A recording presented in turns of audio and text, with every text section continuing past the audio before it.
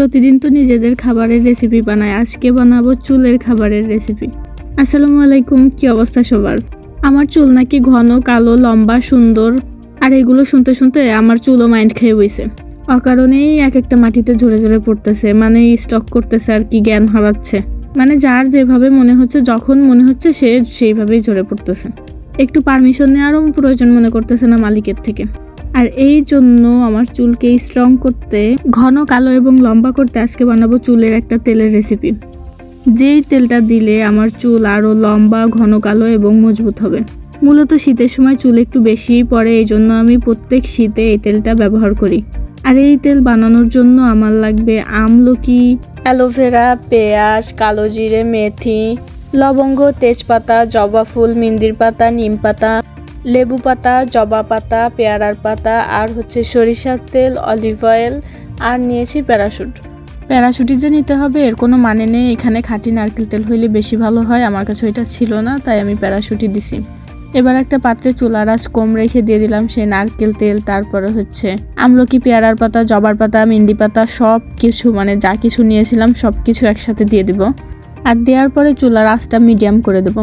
এখানে মাটির চুলা হইলে হালকা তাপে, মানে হালকা আঁচে এটা রান্না করতে হবে আর কি।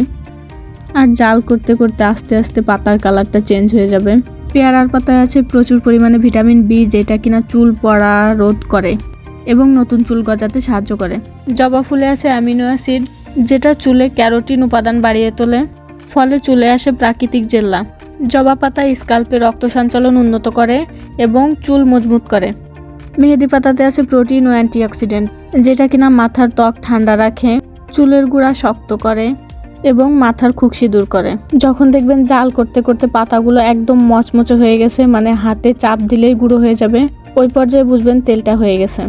আর তেলের কালারটাও পরিবর্তন হয়ে আসবে অনেকটা। তারপর এটাকে হালকা করে সেঁকে নিতে হবে। অ্যালোভেরা চুল ঘন, কালো, উজ্জ্বল করতে সাহায্য করে এবং চুল সিল্কি করে তোলে।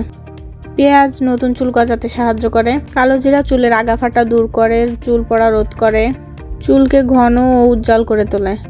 আমলকি চুল বৃদ্ধি করে, চুলের খুকশি দূর করে, স্কাল্পে রক্ত সঞ্চালন বৃদ্ধি করে।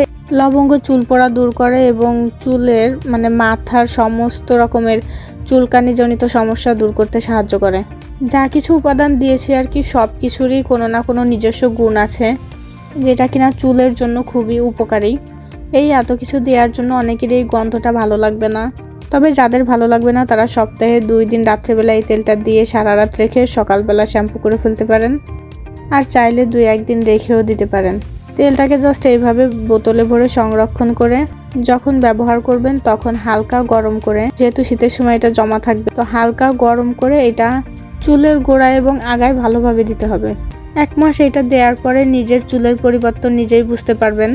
আর যারা চুলকে বেশি বেশি লম্বা বানাইতে চান তাদের জন্য এই তেলটা বেশি বেশি উপকারী।